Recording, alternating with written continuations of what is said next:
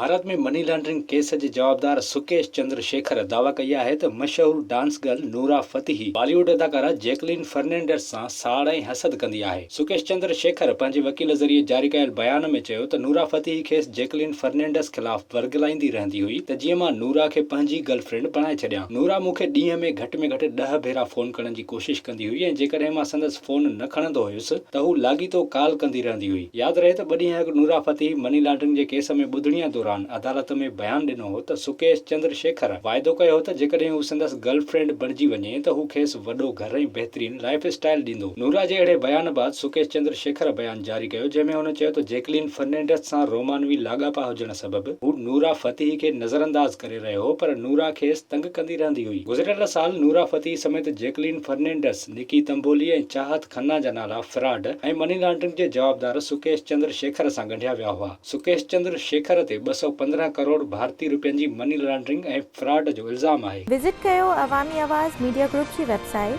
awamiawaz.pk